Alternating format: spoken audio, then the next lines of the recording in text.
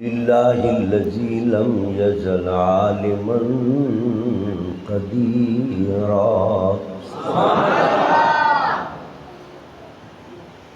حيا قيوما سميعا بصيرا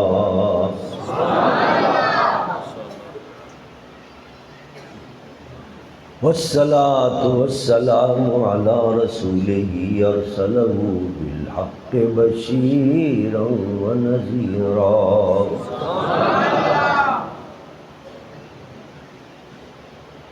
وعلى آله وأصحابه كثيرا كثيرا أما بعد فأعوذ بالله من الشيطان الرجيم بسم الله الرحمن الرحيم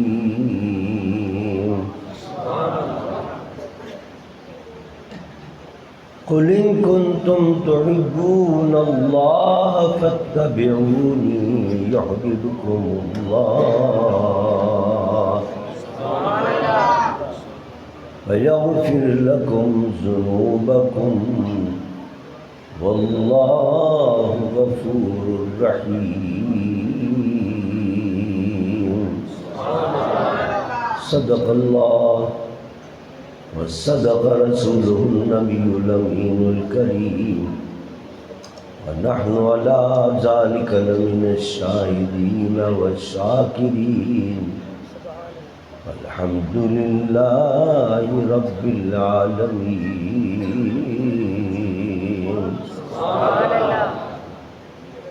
إن الله وملائكته يصلون على النبي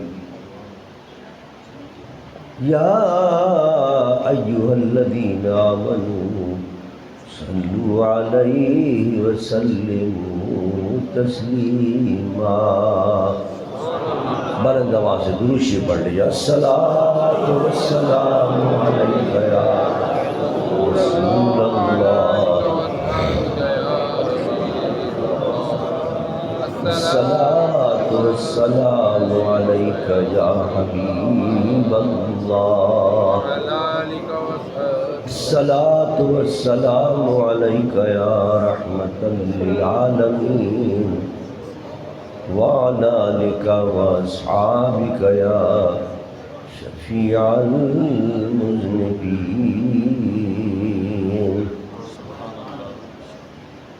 حمد و صلاۃ کے بعد مقتدر علماء کرام،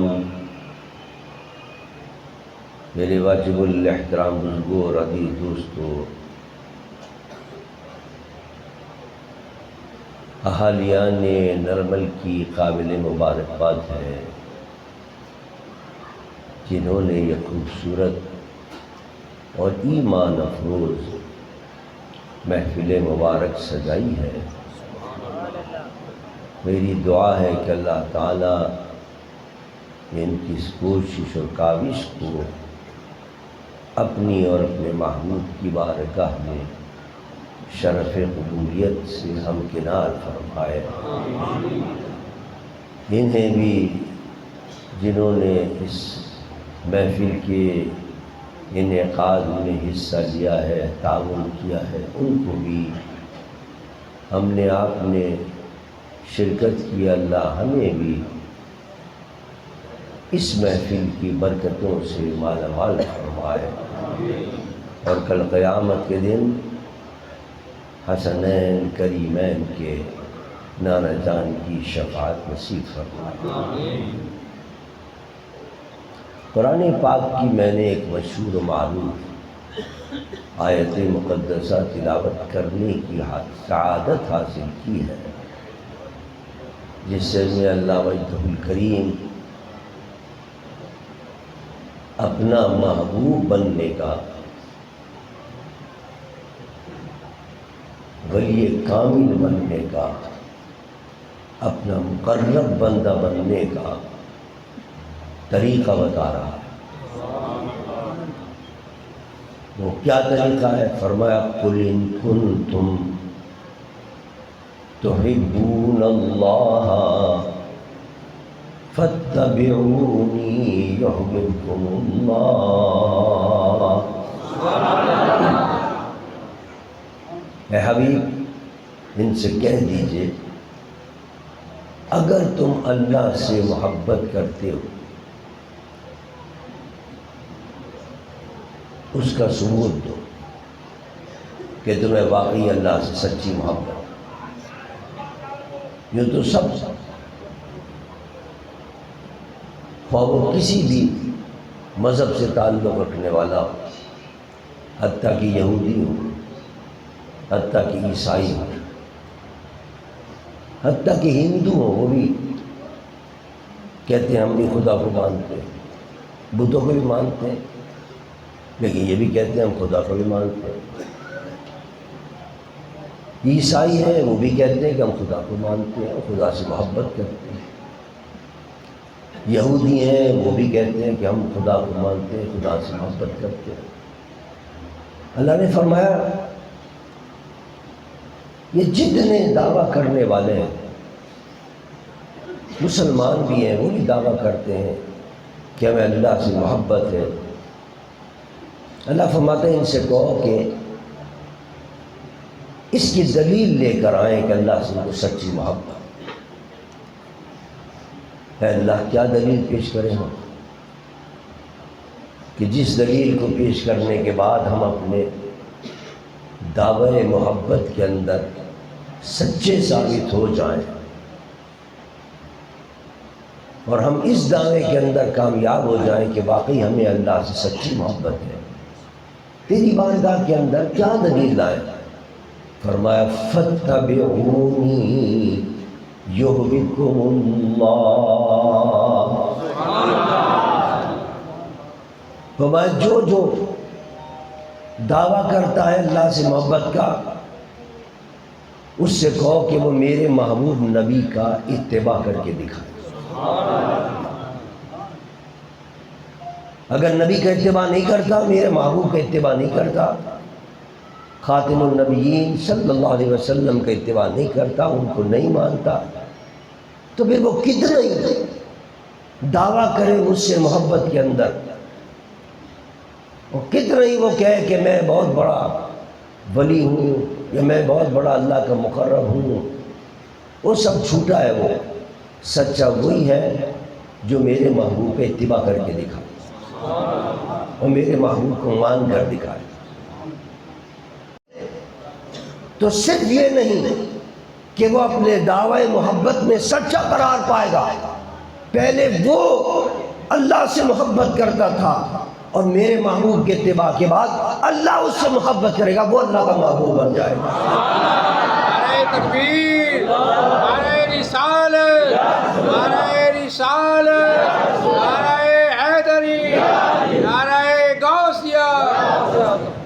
پہلے وہ محب تھا اور دعوی محبت کرتا تھا کہ اللہ میرا محبوب ہے، اور اب نبی کے اتباع کے بعد حضور سرور دو جہاں صلی اللہ علیہ وسلم کو اپنا بنانے کے بعد اور ان کا غلام بننے کے بعد اور ان کا اتباع کرنے کے بعد صرف دعوی محبت میں سچا نہیں ہوگا، بلکہ وہ محبوب بن جائے گا اور اللہ اس سے محبت کرنے لگے گا۔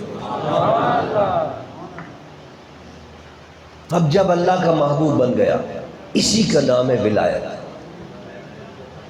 ولی کسے کہتے ہیں؟ جو اللہ کا محبوب۔ ہم نے اور آپ نے ولایت کی نشانی یہ رکھی ہوئی ہے، پیر کی نشانی یہ رکھی ہوئی ہے، اللہ کے مقرب بندے کی نشانی یہ رکھی ہے کہ کوئی ننگ دھلنگ بیٹھا ہوا ہو، راستے میں گالیاں دیتا ہو بہت زیادہ سب لوگوں کو، نہ نماز پڑھتا ہو، نہ روزہ رکھتا ہو، نہ حج کرتا ہو، نہ اس کو شریعت کا پتہ ہو، نہ اس کو طریقت کا پتہ ہو، جو جاہل ہے ہمارے اہل سنت کے لوگ، وہ کہتے صاحب یہ ہے سب سے بڑا ولی کام۔ لیکن قرآن میں اللہ نے فرما دیا ولایت کی نشانی یہ نہیں ہے، ولایت کی اور میرے محبوب ہونے کی نشانی یہ ہے کہ وہ اللہ کے محبوب کا اتباع کرنے والا ہو. اور امام ربانی مجدد الفیصانی رضی اللہ تعالیٰ عنہ فرماتے ہیں کہ جتنا زیادہ اتباع کرے گا اتنا ہی زیادہ ولایت کا مرتبہ ملتا چلا جائے گا.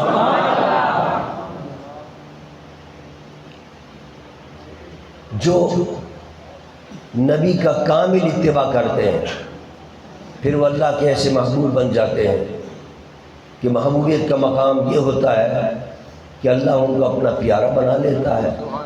اور جب اللہ کے پیارے بن گئے، جب اللہ ان کا ہو گیا تو خدا کی ساری خدائی ان کی ہو جاتی ہے.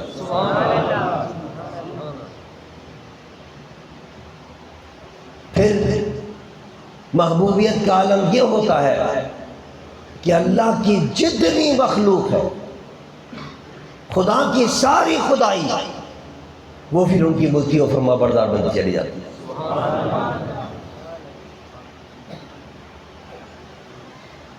وہ ایک واقعہ مجھے یاد آ رہا ہے. محمود غزنوی نے ایک دن جوش میں آ گیا اور کہا کہ میرے دربار کے اندر اس وقت جتنی چیزیں ہیں وہ میں عام اعلان کرتا ہوں کہ جو چاہے اس کو لے جائے. اور کس طرح لے جائے؟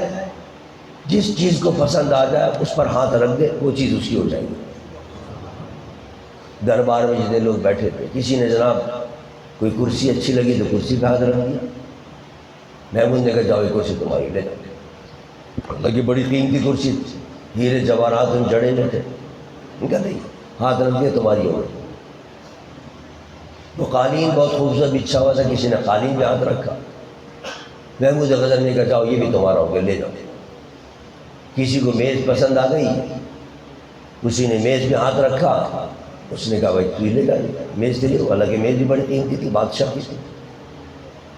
کسی کو الماری پسند آ گئی، بڑی خوبصورت بنی ہوئی تھی، اس الماری پہ ہاتھ رکھا. محمود غزنوی نے کہا جاؤ یہ تمہاری ہے، تم لے جاؤ. ایاز خاموش کھڑا ہوا تھا، وہ کسی چیز پہ ہاتھ ہی نہیں رکھ رہا تھا.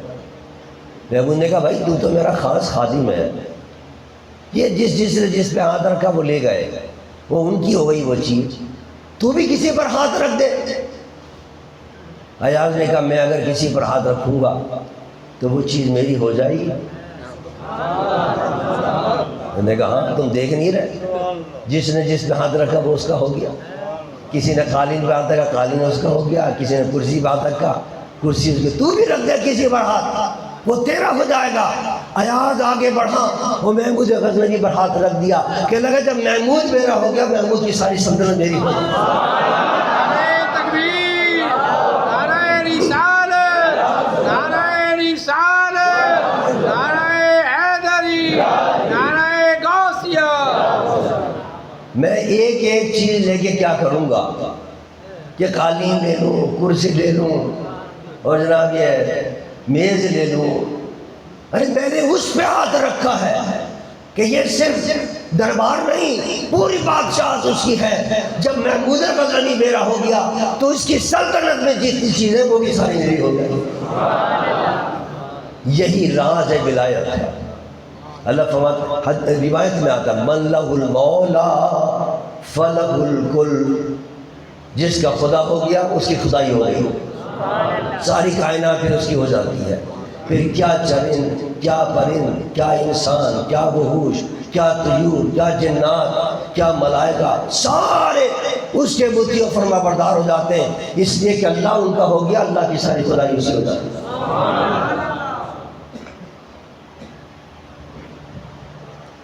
اسی لیے علامہ اقبال نے کہا کہ محمد سے وفا تو نے تو ہم تیرے ہیں، کہ محمد سے وفا تو نے تو ہم تیرے ہیں. ارے یہ جہاں چیز ہے کیا پھر لوح و قلم تیرے ہیں. نبی کا سچا غلام بن جا، نبی کا اتباع کر لے، پھر اللہ تیرا ہو جاتا ہے. جب اللہ تیرا ہو گیا خدا کی ساری خدائی تیری ہو جاتی ہے. حضرت سفینہ حضور کے صحابی ہیں، حضور نے ان کا نام سفینہ رکھا تھا، کشتی، سفینے کے معنی کشتی کے۔ انہوں نے کچھ سامان لوگ اٹھا رہے تھے، انہوں نے کچھ زیادہ سامان اٹھا لیا، حضور نے فرمایا یہ تو سفینہ ہے۔ کہتے ہیں حضور نے جو نام دیا مجھے، ایسا نام ہے، اس نام کی برکت دیکھیے کہ میں ایک اونٹ نہیں کئی اونٹوں کا سامان اکیلا اٹھا لیتا ہوں۔ حضور کی زبان سے نکل گیا سفینہ ہی۔ ایک دن حضرت سفینہ سفر پہ جا رہے تھے، جنگل کے اندر سے گزر رہے تھے، بیابانوں کے اندر سے گزر رہے تھے۔ جب جنگل میں سے نکلنے لگے تو سامنے شیر آ گیا، سامنے شیر آ گیا۔ جو ساتھی تھے وہ تو پریشان ہو گئے کہ اب تو یہ تو چیر پھاڑے گا، کھا جائے گا، کب چھوڑتا ہے جنگل کو؟ شیر شکار مل جائے، جنگل کا بادشاہ کہلاتا ہے شیر، اس کو کوئی انسان مل جائے، اس کی تو غذا ہے، پسندیدہ غذا ہے، لیکن قربان جاؤں جیسے ہی شیر سامنے نظر آیا، حضرت سفینہ نے کہا تو مجھے جانتا ہے میں کون ہوں؟ شیر سے مخاطب، شیر سے کلام کر، تو جانتا ہے میں کون ہوں؟ میں محمد مصطفیٰ صلی اللہ علیہ وسلم کا خادم ہوں، اور راستہ بھول گیا ہوں، راستہ مجھے نہیں آ رہا ہے، اسی لیے بھٹک کے یہاں گیا ہوں۔ شیر نے گردن جھکا دی، شیر نے گردن جھکا دی۔ چیرنے، پھاڑنے، مارنے، کاٹنے کا تو بہت دور کی بات ہے۔ انہوں نے کہا میں راستہ بھول گیا ہوں، آگے آگے چلنے لگا، راستہ بتانے لگا۔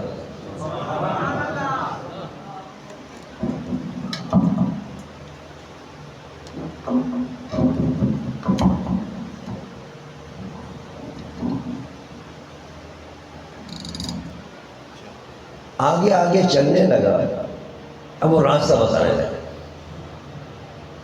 دم ہلاتا جاتا تھا اور جناب راستہ بتانا جاتا تھا۔ جہاں منزل پہ جانا تھا وہاں چھوڑ کے حضرت سفینہ کو رخصت ہو گیا۔ اب آپ بتائیے، شیر کو بھی پتا ہے کہ نبی کی کیا شان ہے، اور نبی تو بہت بڑے ہیں، جو نبی کا سچا غلام بن جاتا ہے شیر بھی اس کی اطاعت و فرمانبرداری کرنے لگا۔ ہائے آج ہم میرے پاس آتے ہیں کہ صاحب کوئی وظیفہ بتا دیں کہ جن کو تابع ہو جائے، کوئی وظیفہ بتا دیں کہ جنات ہمارے تابع ہو جائے۔ ایک وظیفہ ہے کہ میرے مصطفیٰ کی اطاعت کر لو، جنات کو تو چھوڑو، پوری کائنات تمہاری تابع ہو جائے، پھر جنگل کے درندے بھی تمہارا کہنا مانیں گے، پرندے بھی کہنا مانیں گے۔ حضور غوث پاک رضی اللہ تعالیٰ عنہ، ابو سعید ایک ان کا مہینہ ہے حضور غوث پاک کا، ابو سعید ایک بزرگ تھے، وہ بیمار ہو گئے، حضور غوث پاک رضی اللہ تعالیٰ عنہ ان کی عیادت کے لیے گئے۔ عیادت کرنا سنت ہے حضور کی۔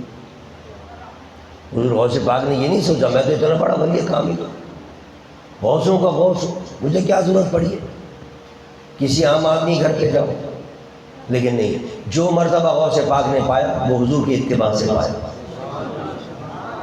نبی کا اتباع کر رہے، غوث اعظم بننے کے باوجود حضور تیمارداری کرتے تھے، کوئی بیمار ہو جاتا تھا اس کی عیادت کرتے تھے۔ حضور غوث پاک بھی تشریف لے گئے ابو سعید کی تیمارداری کے۔ ابو سعید نے ایک کبوتری پالی ہوئی تھی اور ایک پنجرے کے اندر قمری پالی ہوئی تھی۔ صبح باغوں کے اندر قمری بولتی ہے، بڑی خوبصورت آواز ہے، اور ایک کبوتری پالی ہوئی۔ جب حضور غوث پاک وہاں گئے تو ابو سعید نے کہا حضور یہ جو کبوتری اس نے تو انڈے دینے ہی چھوڑ دی، انڈے دیا کرتی تھی، اب انڈے کچھ نہیں دیتی، اور یہ جو قمری میں نے پالی ہوئی ہے صبح ہی صبح اتنی پیاری انداز میں جناب یہ آواز نکالتی تھی، لیکن اب اس نے بولنا ہی چھوڑ دیا۔ حضور غوث پاک کھڑے ہو کر پہلے گئے کبوتری کے پاس، اور کبوتری نے سے کہا کہ تم نے اپنے مالک کو کیوں نہ پہچانا چھوڑ دیا؟ اپنے مالک کو نفع پہنچانا چھوڑ دیا تم نے. انڈے کیوں نہیں دے رہی؟ انڈے دیا کر. یہ کہنا تھا، اس نے انڈے دینے شروع کر دی. پھر آپ خمری کے پاس تشریف لے گئے اور خمری سے کہا بھائی تو نے اللہ کی تسبیح کرتی تھی صبح صبح، وہ جو بولتی تھی وہ اللہ کی تسبیح تقدیس، تو اللہ کی تسبیح کرتی تھی، اللہ کی تقدیس کرتی تھی، اللہ کی پاکی بیان کرتی تھی، یہ کیوں چھوڑ دیا؟ اللہ کی پاکی بیان کر. یہ کہنا تھا کہ خمری نے بولنا شروع کر دیا. فَاتَّبِعُونِي یُحْبِبْکُمُ اللہ. اللہ فرماتا ہے جو میرے محبوب کو اتباع کرتا ہے وہ پھر ایسا میرا محبوب بن جاتا ہے، ایسا محبوب بن جاتا ہے کہ میری ساری خدائی اس کی تابع ہوتی چلی جاتی ہے. جس کو حکم کرتا ہے اس پر عمل کرتا ہے. حضرت عقبہ بن نافع رضی اللہ تعالی عنہ، حضرت عمر بن خطاب کے زمانے اقدس کے اندر ان کو حکم ہوا جاؤ اور افریقہ کے اندر جا کے اپنی چھاؤنی قائم کرو. گورنر ان کو بنا کے بھیجا، افریقہ کا گورنر بنا کے بھیجا حضرت عمر نے. حضرت عقبہ بن نافع جب افریقہ کے جنگلوں میں پہنچے افریقہ کی حکومت سنبھالنے کے لیے، وہاں کے گورنر بن کر گئے. انہوں نے کہا بھائی جگہ تلاش کرو ہماری فوجیوں کے لیے، کون سی جگہ مناسب رہے گی، کہاں وہاں ہم اپنی چھاؤنی بنائیں گے. وہ تو سارا جنگل ہے، افریقہ تو سارا جنگل ہی جنگل ہے. لوگوں نے کہا صاحب یہ جنگل ہی ہے، اس کے اندر آپ نے چھاؤنی بنا لی. لیکن آپ کو پتہ ہے، کسی نے کہا عقبہ سے کہ افریقہ کا جنگل تو دنیا میں مشہور ہے، یہاں تو طرح طرح کے جانور ہیں، اور یہ جو جنگل جہاں کھڑے ہوئے ہیں یہاں تو شیر بھی ہے، بگیرے بھی ہیں، چیتے بھی ہیں، پھر سانپ، بچھو، پتہ نہیں کیا کیا قسم کے زہریلے جانور ہیں. یا کیسے آپ اپنی چھاؤنی بنائیں؟ یہاں تو کھڑا ہونا مشکل ہے. آپ کہہ رہے ہیں ہم یہاں رہیں گے، ہم یہاں ہمارے فوجی رہیں گے یہاں کیسے فوجی رہیں گے؟ آپ نے کہا فرما بردار کرو، یہی ہماری چھاؤنی بنے گی اور شاندار چھاؤنی بنے گی. کیسے بنے گی؟ آپ وہاں کھڑے ہو گئے اور جنگل میں کھڑے ہو کہتے ہیں اے جانوروں، میں اللہ کے پیارے نبی کا غلام ہوں، محمد مصطفیٰ.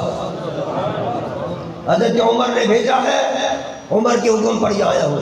یہاں چھاؤنی بنانی ہے، جتنے جانور ہیں اس علاقے کے سے وہ یہاں سے نکل جائے، ہم نکل جائے. ہمیں یہاں ہم آگے، ہم اللہ کے رسول کے حکم سے آئے ہیں، اللہ کے پیارے کے حکم سے آئے ہیں، ہماری یہاں چھاؤنی ہے کہ تم نکل جاؤ، خالی کر دو جگہ. لوگ کہتے ہیں ہم نے آنکھوں سے دیکھا، تھوڑی دیر کے اندر وہاں سے جانور نکلنے شروع ہوئے. پتہ چلا شیر بھی نکل رہا ہے، چیتا بھی نکل رہا ہے، وغیرہ بھی نکل رہا ہے وہاں سے. سانپوں کو دیکھا نکلتے ہوئے، بچھوؤں کو دیکھا نکلتے ہوئے، جتنے جانور تھے وہ سارے نکل گئے اور پورا جنگل جو ہے وہ صاف ہو گیا. نعرہ تکبیر، نعرہ رسالت، نعرہ رسالت، نعرہ حیدری. نبی کے سچے غلام بن جاؤ، نبی کی اطاعت کرنے لگو، پھر پوری دنیا پر تم حکومت کرو. کی محمد سے وفا تو نے تو ہم تیرے ہیں، اور یہ جہاں چیزیں کیا لوح و قلم تیرے ہیں. آج عالم یہ کہ ہم امت مسلمہ کس طرح ذلیل اور رسوا ہو رہی ہے.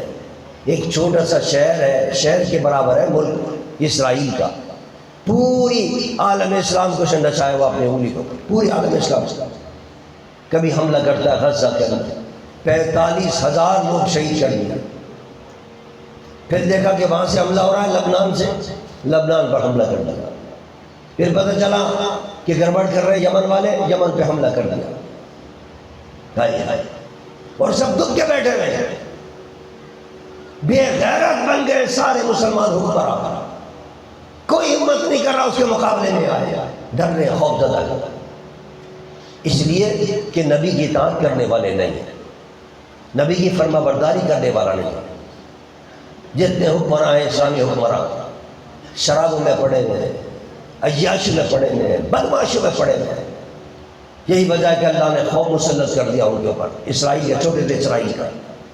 اور نبی کا اتباع کرنے والے ہوتے، میدان عمل کے اندر آتے، پھر دیکھتے اللہ کی مدد پہنچتی۔ اسرائیل کیا، اسرائیل کے پشت پر پورا یورپ بھی اگر آ جاتا تو شکست سے دو چار ہوتا، اللہ ان کو فتح عطا فرما دیتا۔ ہم نے تو اپنی آنکھوں سے دیکھا۔ ابھی میں صبح وہاں تھا، کیا نام ہے، بارڈر کے اوپر گھونڈی کے اندر گیا، وہاں سے واپسی پر لوگوں نے بتایا صاحب یہ وہ کس کا تھا مزار؟ عزیز بھٹی۔ ان کے ساتھ یہ میجر عزیز بھٹی یہاں شہید ہوا اور یہ میجر عزیز بھٹی کا مزار ہے۔ ہائے ہائے، مجھے یاد ہے میں 7 سال کا تھا یا 8 سال کا، جب ایوب خان نے تقریر کی تھی، وہ کہا لا الہ الا اللہ محمد الرسول اللہ، یہ اس نے کلمہ پڑھا، ہندوستان نے حملہ کر دیا، ہم نبی کے غلام ایک ہو جاؤ، پوری قوم ایک ہو گئی تھی، ٹینکوں کا مقابلہ کیا ہم نے، ہمارے نہتے فوجیوں کے پاس کچھ نہیں تھا، اکیلے نہتے فوجیوں نے چھوٹی سے بندوق سے مقابلہ کیا، وہ بڑی بڑی توپوں کو، وہ بڑے بڑے ٹینکوں کو شکست دے دی۔ اور وہ جو کہہ رہا تھا کہ ہم جناب شالمار باغ پہنچنے والے، وہ شالمار باغ تو کیا پہنچے گا، اپنے لاشیں اٹھا کے بھاگے وہاں سے۔ یہ اسلام کی طاقت ہے، یہ دین کی طاقت ہے۔ کاش ہمارے حکمراں دین پر عمل کریں تو پھر دنیا کو فتح کر سکتے۔ رو رہے ہیں کشمیر کے اندر، مسلمانوں پر ظلم ڈھا رہا ہے لودھی، اور یہ جناب ہاتھ باندھے کھڑے ہیں مودی کے آگے۔ وہ جناب ہندوستان پہ ظلم کر رہا ہے، یہ ہندوستان سے کہہ رہے نہیں ہم تو اس سے محبت کی پہنگے بڑھائیں گے۔ وہاں ظلم ہو رہا ہے، کیا نام ہے، غزہ کے اندر اسرائیل ظلم کر رہا ہے، اور یہ کہہ رہے ہیں صاحب ہم تو اسرائیل سے رابطے کریں گے اور اس کو تسلیم کریں گے۔ کیا وقت آ گیا ہے کہ اللہ کو راضی کرنے کے بجائے یورپ کو راضی کرنے پہ لگے، اور جب ان کو راضی کرنے پہ لگیں گے ذلیل ہوں گے، رسوا ہوں گے۔ اگر نبی کے دامن کو تھام لیتے اور نبی کے دامن کو تھام کر اور پھر عزت کی زندگی بسر کرتے، پھر دیکھتے تمہارے قدموں میں ہوتا یہ امریکہ بھی۔ آج وہ اپنی شرطیں منواتا ہے ان سے، اور شرطیں کیا ہیں اس کی؟ IMF کہتا ہے، ورلڈ بینک کہتا ہے کہ ہم تمہیں پیسہ اس وقت دیں گے تمہارے ملک کے اندر تم ہمارے کہنے پہ عمل تو کر رہے ہو۔ عیاشیاں یہاں شروع ہو گئی، بدماشیاں یہاں شروع ہو گئی، فحاشی، عریانی، بدکاری یہاں ہم ہو رہی ہے ان کے کہنے پر، امریکہ کے کہنے کے اوپر۔ کہتے ہیں ابھی بھی ان کو چین نہیں، وہ کہتے ہیں ہم خوش تب ہوں گے۔ ایک قانون تم نے بنایا ہوا ہے، حضور کی ناموس کا قانون، تحفظ ناموس رسالت کا قانون، ختم نبوت کا قانون جسے ہم کہتے ہیں، وہ قانون ختم کرو یا اس کے اندر ایسی ترمیم کر دو کہ وہ قابل عمل نہ رہے، پھر ہم تم سے خوش ہو۔ جب بھی وہاں سے آرڈر آتا ہے ہمارے حکمراں تیار ہو جاتے ہیں اس کو ختم کرنے کے لیے۔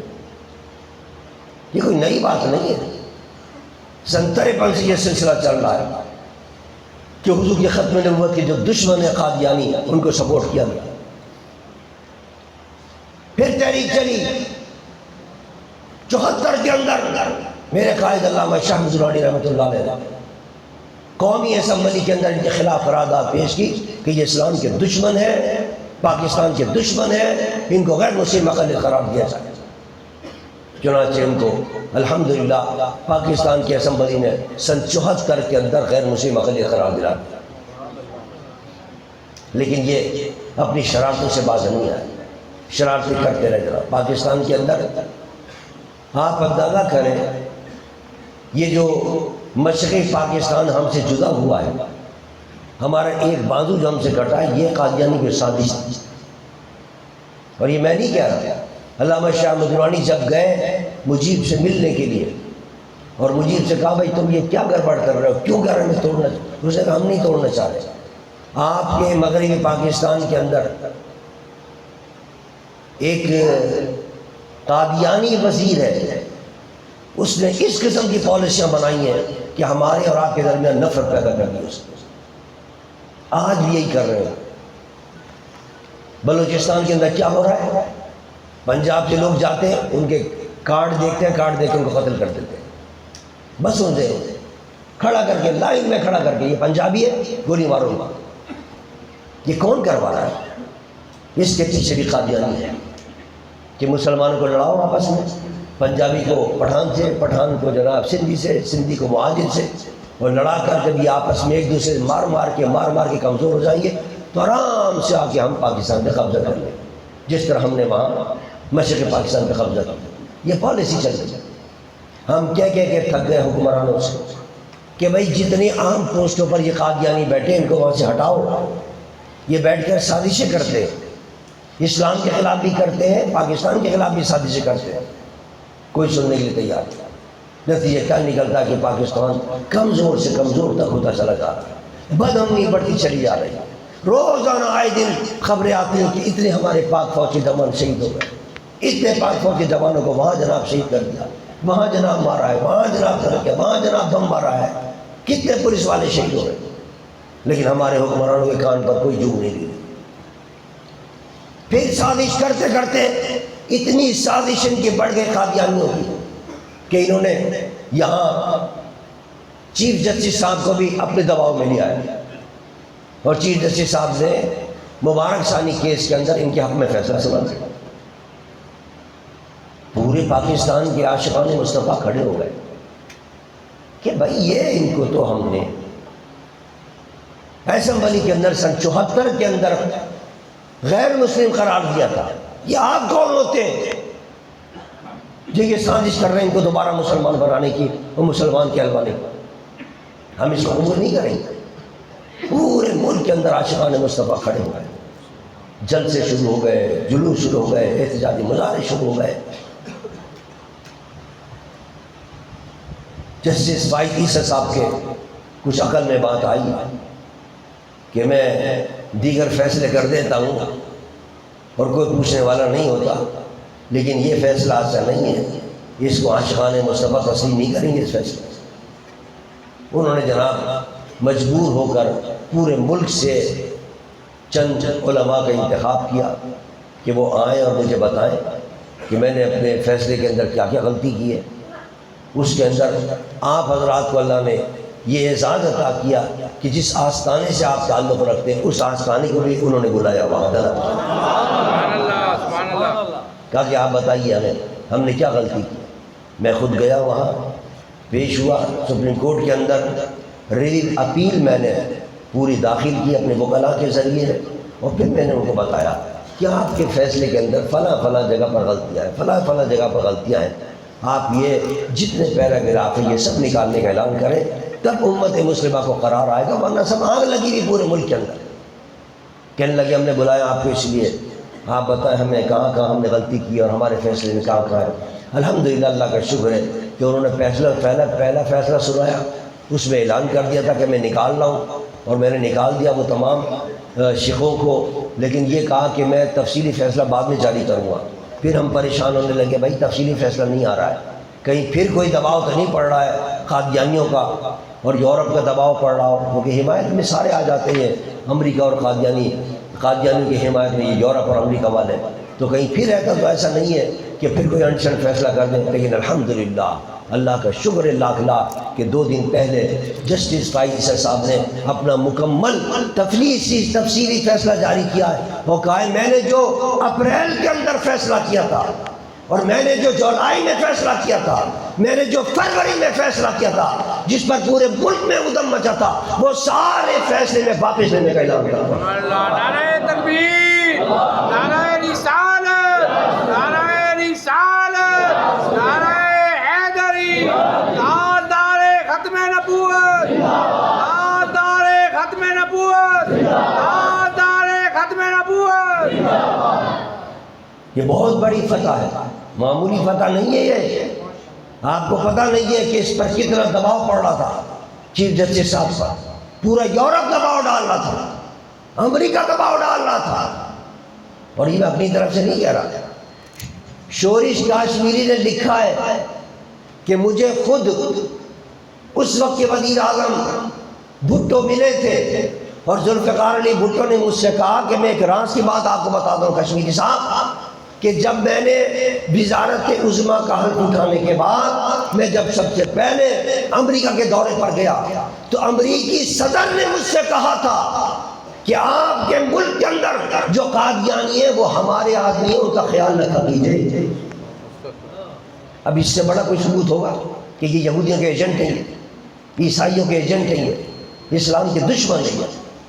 اور باقاعدہ یورشلم جو اخبار اسرائیل کا چھپتا ہے اس کے اندر یہ آیا ہے کہ اسرائیل کی جو فوج ہے اس فوج کے اندر بھی یہ قادیانی بھرتی ہے۔ اس کا مطلب یہ ہوا اس وقت غزہ کے اندر جو مسلمانوں پر بم برسا رہے ہیں وہ اسرائیلیوں کے ساتھ یہ قادیانی مل کر بم برسا رہے ہیں۔ یہ ایسی ظالم قوم ہے، ایسے ظالم لوگ ہیں اور پاکستان کے اندر گھسے ہوئے اہم عہدوں پر اور یہاں بیٹھ کر پاکستان کا بیڑا غرق کرنا چاہتے ہیں۔ لیکن مجھے یقین ہے انشاءاللہ یہ پاکستان اللہ کے ولیوں کا تحفہ ہے، اللہ کے ولیوں نے بنایا ہے اور انشاءاللہ ان کی حفاظت میں رہے گا۔ قادیانی جتنی سازشیں کر لیں وہ ناکام ہوں گے، یہ پاکستان قیامت تک انشاءاللہ باقی و سلامت رہے گا۔ سازشیں ان کی ناکام ہوں گی انشاءاللہ، جتنے چاہیے سازشیں کریں، لیکن ہمیں اور آپ کو جاگتے رہنا ہوگا۔ سونا نہیں ہے کہ سو جائے کہ صاحب ہمارا فیصلہ ہو گیا ہمارے حق میں، یہ سازشیں کرتے رہتے ہیں، دیکھنا ہوگا کہاں کہاں سازشیں کر رہے ہیں، ان کی سازشوں کا مقابلہ کرنا ہوگا۔ باہر الحمدللہ اللہ کا شکر ہے، اس کا کرم ہے کہ پاکستان کے عوام جاگ رہے ہیں اور جو بھی اسلام کے خلاف سازش کرتا ہے اس کو منہ توڑ جواب دیتے ہیں۔ عزیزان من، آخری بات کر کے اپنی بات کو ختم کر رہا ہوں۔ جتنے ہمارے دوست ساتھی احباب ہیں، جتنے ہمارے مریدین ہیں، حضرت صاحب رحمۃ اللہ علیہ ہمارے مرشد نصیحت فرمایا کرتے تھے کہ بھئی نماز ایک تو پابندی کے ساتھ پڑھنا اور درود شریف استغفار پابندی کے ساتھ پڑھنا، یہ تینوں چیزیں ہم لوگ نہیں کر رہے۔ یہی وجہ ہے کہ کئی مصیبتیں آ رہی ہیں، پریشانیاں آ رہی ہیں، دکھ آ رہے ہیں، درد آ رہے ہیں، بیماریاں آ رہی ہیں۔ کوئی جناب اکثر تو میرے پاس یہ کہتے رہتے ہیں صاحب کوئی جن چڑھ گیا اور جن بھی کہیں پیٹ میں گھس گیا ہے۔ اب یہ جو جھوٹے پیر بیٹھے ہوئے نا یہ سارے کے سارے آپ کو بہکاتے ہیں اور ان کے پاس آپ جا کر اپنے ایمان بھی خراب کرتے ہو اور اپنے پیسہ بھی خراب کرتے ہو۔ کوئی جن میں نہیں ہوتا، پیٹ کے اندر جاتا، اور اگر بالفرض کوئی چلا بھی گیا ہے تو جب اللہ کے رسول نے بتا دیا آیت الکرسی پڑھ لو، جن دور سے بھی نہیں آئے گا، بھاگ جائے گا۔ لیکن ہمیں یقین نہیں۔ میرے آقا سرور دو جہاں کے ایک صحابی تھے، رات کو ان کے گھر کے اندر ایک چور آ گیا، انہوں نے چور کو پکڑ لیا۔ اس چور نے بڑی خوشامد کی، بھائی مجھے چھوڑ دو، مجھے طرح کھا لیا نہ چھوڑ دیا۔ جب وہ صحابی حضور کی خدمت میں صبح آیا تو میرے آقا نے فرمایا ماں فعلک البارحہ، وہ رات والے کے ساتھ تم نے کیا کیا؟ حضور کو خود پتہ چل گیا۔ اللہ نے علم عطا فرمایا میرے مصطفیٰ، ساری کائنات علم تھا ان کے پاس۔ کیا کیا اس کے ساتھ؟ یا رسول اللہ چور آ گیا تھا، بڑی خوشامد کی، میں نے چھوڑ دیا۔ آپ نے فرمایا آج پھر آئے گا بھائی، کل کبھی پتا تھا حضور کو، آگے آنے والے کی کل کبھی پتا ہے۔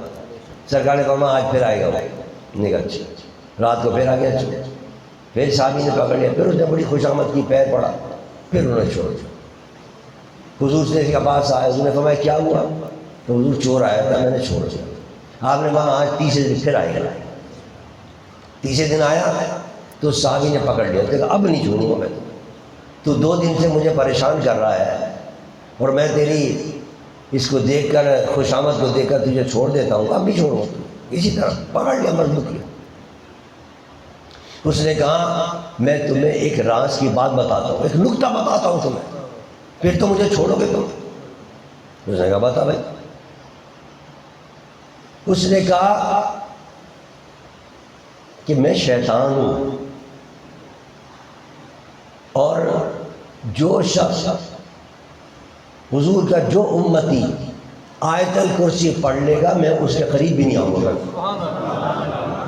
یہ خود شیطان بتا رہا ہے۔ اب تو مجھے چھوڑ دے، انہیں چھوڑ دیا۔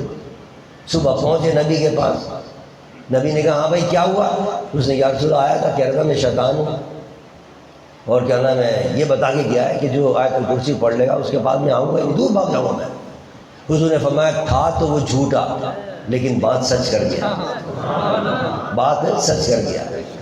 واقعی جو دوسری پڑھ، جو کیا نام ہے آیت الکرسی پڑھ لے درود شریف کے ساتھ، کبھی بھی اس کے قریب بھی کوئی نہیں آ سکتا، جن اور بھوت اور پلید۔ اور یہاں عالم یہ کہتے ہیں صاحب ہمارے تو پیٹ میں گھس گیا ہے جن، اور جن پریشان کر رہا، کوئی جن میں نہیں ہوتا۔ روزانہ 5 وقت کی نماز پابندی کے ساتھ ادا کرو، استغفار درود شریف پڑھو اور آیت الکرسی پڑھ لیا کرو۔ میرے آقا جب رات کو سوتے تھے حضور سرور دو جہاں صلی اللہ علیہ وسلم، تو آپ کے سونے کا طریقہ یہ تھا کہ سونے سے پہلے حضور آیت الکرسی پڑھتے تھے، اور دونوں کل پڑھتے تھے، قل اعوذ برب الفلق، قل اعوذ برب الناس. اور ان تین چیزوں کو پڑھنے کے بعد حضور اپنے ہاتھ پر ایسے دم کرتے تھے، ایسے دم کر کے حضور اپنے پورے بدن پہ اس طرف پھیر لیا کرتے تھا. بس پورا بدن محفوظ ہو گیا. اب نہ کوئی جن اس کے اندر گھسے گا، نہ کوئی بھوت گھسے گا اس کے اندر، نہ کوئی چڑیل گھسے گی اس کے اندر. لیکن عقیدہ ہونا چاہیے. آپ کو عقیدہ نہیں ہو، گھسا ہوا ہے، پڑھتے رہو، کوئی فائدہ نہیں ہوگا. ہاں یقین کے ساتھ پڑھو کہ انشاءاللہ میرے مصطفیٰ نے کیا دیا.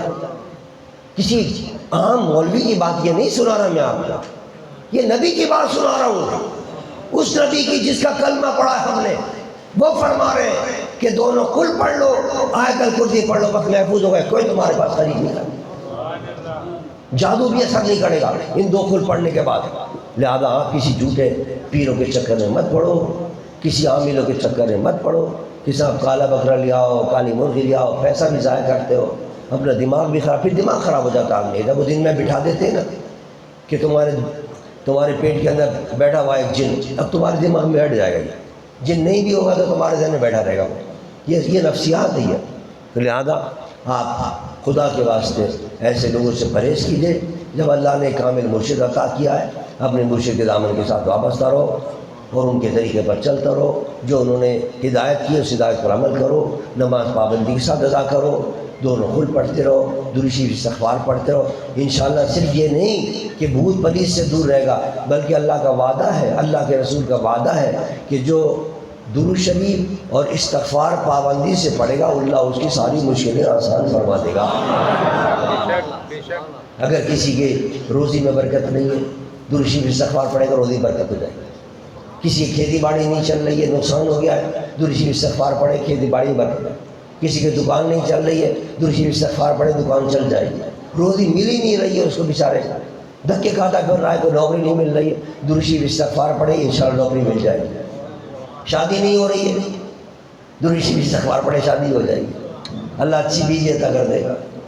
اولاد نہیں ہو رہی، بیوی مل جاتی ہے، بیوی ملنے کے بعد اولاد نہیں ہو رہی. کئی مسائل ہیں نا انسان کے، تو مسئلے چلتے رہتے ہیں. جب تک زندہ آدمی چلتے رہتے کوئی نہ کوئی مسئلے. تو نماز پڑھے، نماز کے بعد 100 مرتبہ استغفار، 100 مرتبہ درود شریف پڑھ لیا کرے. انشاءاللہ بیوی بھی اچھی ملے گی اور اولاد بھی اللہ اچھی عطا فرمائے گا. یہ اللہ کا وعدہ ہے، یہ میرا وعدہ نہیں، اللہ کا وعدہ ہے. اور یہ پاکستان کے کسی سیاستدان کا وعدہ بھی نہیں ہے جو تم سے وعدے کر کے جاتے ہیں نا یہاں الیکشن کے موقع پر، اور الیکشن کے بعد 5 سال تک آیا، پھر جب الیکشن آئے گا پھر آ جائیں گے، پھر وعدے کر کے جائیں گے تمہارے سڑکیں بنا دیں گے، تمہاری گلیاں بنا دیں گے، تمہیں یہ کر دیں گے، تمہیں وہ کر دیں گے. پتہ چلا گڑے پڑے ہوئے، کتنی مشکل سے ہم یہاں پہنچے ہیں. پوری سڑکیں خراب ہیں، سارا پیسہ ملتا ہے، سب کھا جاتے ہیں، پیسہ سب کھا جاتے ہیں. تو یہ ان کا وعدہ نہیں ہے کسی سیاستدان کا، یہ میرے نبی کا وعدہ ہے، یہ رب کا وعدہ ہے جس نے تمہیں اور مجھے پیدا کیا ہے. وہ کہتا ہے استغفار پڑھو تو درود شریف پڑھو، نماز پڑھو، انشاءاللہ تمہاری ساری مسئلے حل ہو جائیں گے.